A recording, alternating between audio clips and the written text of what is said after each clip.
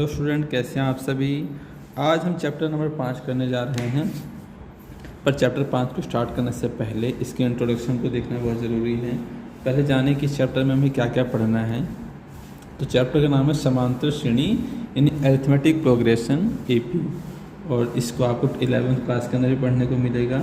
ठीक है, तो आप यहाँ से अगर अच्छे से पढ़ के जाएंगे तो यहाँ का एग्ज़ाम तो अच्छा होगा ही होगा, आपको आगे पढ़ने में भी क्या होगी, आसानी। तो अरिथमेटिक प्रोग्रेशन होता क्या है, तो पहले हम समांतर श्रेणी शब्द का मतलब समझते हैं।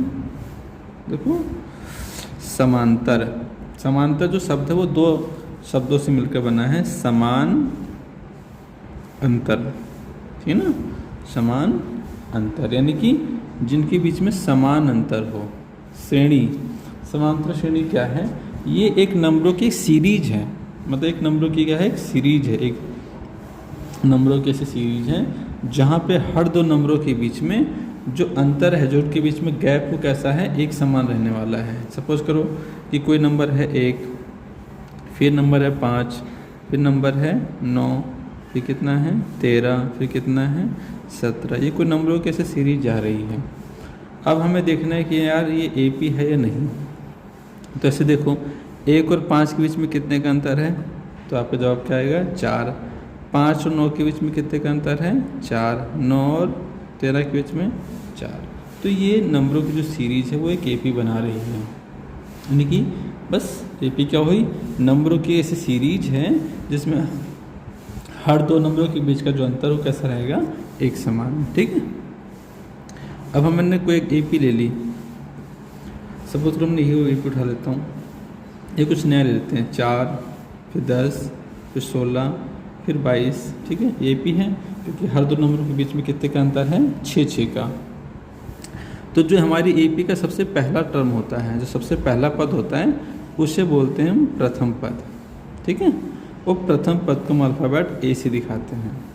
ठीक है, आप ऐसे से बोल सकते हो, ये पहला पद है तो आपका ये A1 हो गया, ये दूसरा पद से A2 बोलेंगे हम, इसे A3, A4। ठीक है, तो जो एपी का पहला पद होता है उसे प्रथम पद कहते हैं, उसे अल्फ़ाबेट ए से दिखाते हैं। ठीक है, उसके बाद शब्द आता है सार्वंतर। सार्वंतर जिसको बोलते हैं कॉमन डिफरेंस, इंग्लिश में कॉमन डिफरेंस। अब सार्वंतर क्या होता है, दो नंबरों के बीच का अंतर। ये निकालने के लिए जहाँ पे 10 में से 6 घटा दो, यानी सेकंड टर्म में से फर्स्ट टर्म माइनस करो, तो सेकंड टर्म 10 है, फर्स्ट कितना है 4, तो अंतर कितना आएगा 6। चाहे तीसरे टर्म में से कौन सा माइनस कर दो, दूसरा। अब तीसरा टर्म कितना है 16, दूसरा टर्म कितना है 10, तो गैप कितना आया 6। तभी तो ये पी है, क्योंकि नंबरों की ऐसी सीरीज जहाँ हर दो नंबरों के बीच का अंतर कैसा आएगा, एक जैसा आएगा। तो 22 में से कितना आ गया 16, तो भी कितना आ गया 6। तो सार्वंतर क्या होता है, जो इनके नंबरों के बीच में क्या होता है, गैप होता है। ठीक है, इसको निकालने का तरीका, सेकंड में से फर्स्ट माइनस करो, चाहे थर्ड में से सेकंड, चाहे फोर्थ में से थर्ड करो, तो क्या आएगा सार्वंतर। समझ में आ गया बात ये। तो कभी भी अगर हमें एपी गिवन है तो उसका फर्स्ट टर्म मालूम कर लोगे और सार्वंतर भी निकाल लोगे। ठीक है, अब थोड़ा सा उल्टा चलते हैं। उल्टा मतलब मान लो यही पी ले लेता हूँ, इसका मुझे फर्स्ट टर्म पता है कितना है 4 है, और सार्वंतर कितना पता है 6। अब इससे मुझे अपनी एपी फॉर्म करनी है। ठीक है, हमें ये नंबरों की सीरीज को बनाना है, तो कैसे बनाएंगे इसको।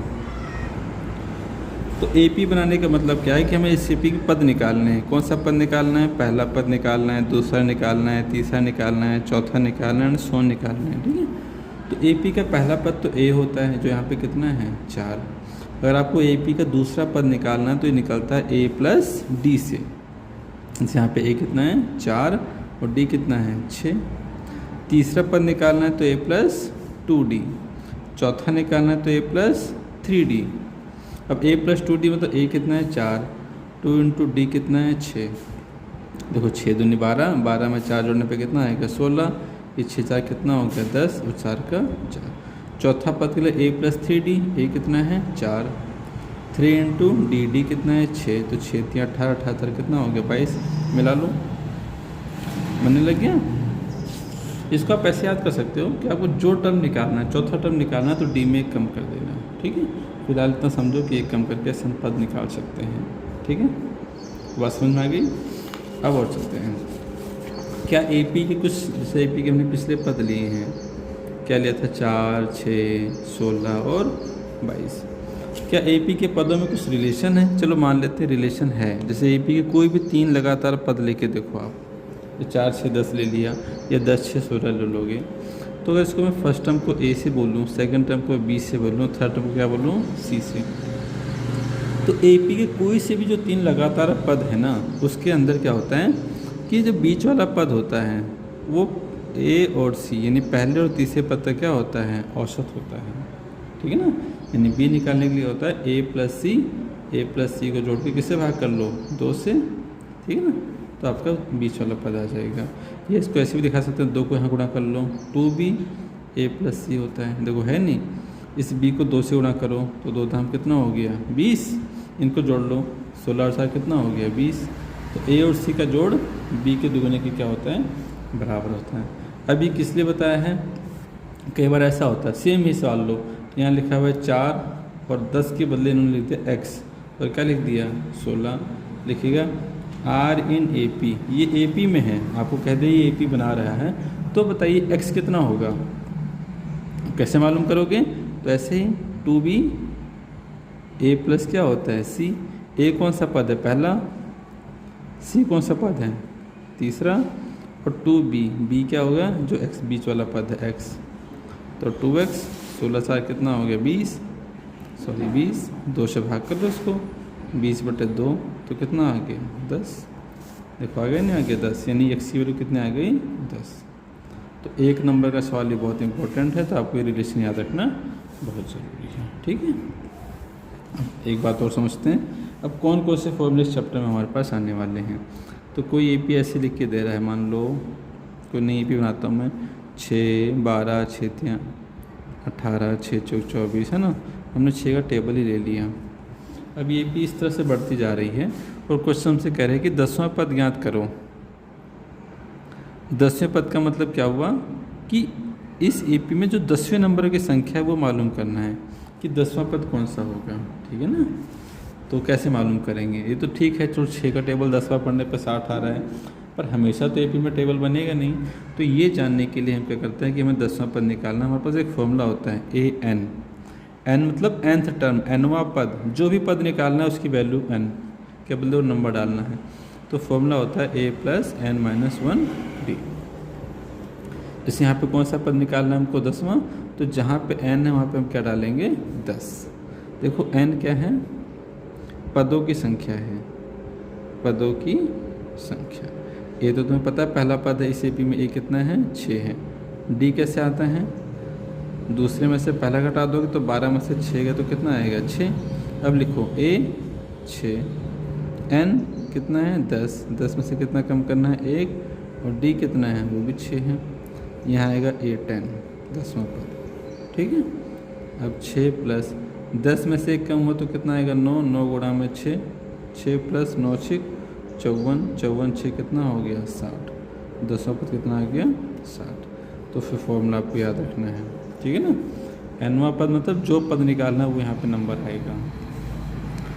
A7 का मतलब क्या होता है, 7वां पद, यानी कि 7वें नंबर की जो संख्या है वो बताना है, सिर्फ 7वें नंबर की। ठीक है, तो एक फॉर्मूला हमारे पास ये हो गया। अच्छा, अब दूसरा आता है n पदों का योग निकालना, n पदों का योग। ठीक है, देखो इसको हम दिखाते हैं सम ऑफ n टर्म। ठीक है, किसे दिखाते हैं इसको, SN से। SN के लिए हमारे पास फॉर्मूला ऐसे होता है n/2 2A + n - 1D। ठीक है, अभी क्या कहना चाहता है, सोच लो कोई AP है 5, 10, 15, ठीक है, वैसे AP जा रही है और क्वेश्चन कहता है आपको निकालो 10 पदों का योग। ठीक है, 10 पदों का योग। देखो 10वां पद और 10 पदों का योग में अंतर है। 10वें पद का मतलब क्या होता है कि जो 10वें नंबर की संख्या है वो बतानी है, जो हमने क्या बताया यहाँ पे 60 थी। 10 पदों के योग का मतलब क्या हो रहा है कि 1 से लेके 10 तक AP की जो संख्याएं हैं उनका हमें क्या निकालना है, जोड़ निकालना है। ठीक है, तो ये हम कैसे निकालेंगे, जैसे इस AP में देखो A कितना है 5 है, D कितना है 10 माइनस 5 तो कितना आएगा 5। पदों की संख्या कितनी है 10। तो Sn का फॉर्मूला क्या होता है हमारे पास n/2 2a प्लस n-1 ठीक है। तो n के बदले हमने लिखा 10/2 2a कितना है 5 n फिर 10 में से 1 गया और d कितना है 5 है। देखो 2 से कट जाएगा 5 बार में 5 आ गया 2 5 10 10 में से 1 कम हो तो 9 9 गुणा 5 कितना हो गया 45 फिर 5 गुणा 55 तो ये आपको 275 आ गया ठीक है। तो ये बता रहा है कि इस AP के अगर हम पहले 10 पदों को जोड़ेंगे तो कितना मिलेगा हमारे को 275 ठीक है। Sn का एक फॉर्मूला और भी होता है हमारे पास n/2 a प्लस l ठीक है ना। l का मतलब यहाँ पे क्या लास्ट टर्म। ये फॉर्मूला हम हमेशा तो नहीं यूज कर पाएंगे पर जब हमें किसी AP का आखिरी पद पता होगा तो उस केस में हम इस फॉर्मूले को यूज कर सकते हैं ठीक है। अच्छा एक फॉर्मूला हमारे पास और भी रहेगा प्राकृतिक संख्याओं का योग यानी सम ऑफ नेचुरल नंबर। अगर हमारी AP इस तरह से दी गई है 1 2 3 4 5 ठीक है ना, यानी कहाँ से शुरू हो रही है 1 से शुरू हो रही है और एक एक करके आगे बढ़ती जा रही है ठीक है। अब हमें सम निकालना पड़ जाए कुछ पदों का तो उसका फॉर्मूला हम लेंगे n+1/2 ठीक है। अब n क्या भाई पदों की संख्या है। जैसे अब इस AP में हमें 10 पदों का जोड़ निकालना है 10 यानी कि शुरू की 1 से लेकर 10 तक की संख्याओं का जोड़। तो n कितना हो गया 10 10 प्लस में 1 बटे में कितना आएगा 2 2 पंजे 10 तो 5 गुणा 10 और जोड़ 11 हो गया 11 पंजे 55। तो पहले 10 संख्याओं का जोड़ कितना आएगा 55 आएगा। तो ये भी आपको हमेशा नहीं यूज करना, जब आपको प्राकृतिक संख्याओं का योग पूछेगा उस केस में ये यूज करना है। ये तब जब आपको आखिरी पद पता है ठीक है। क्लियर है।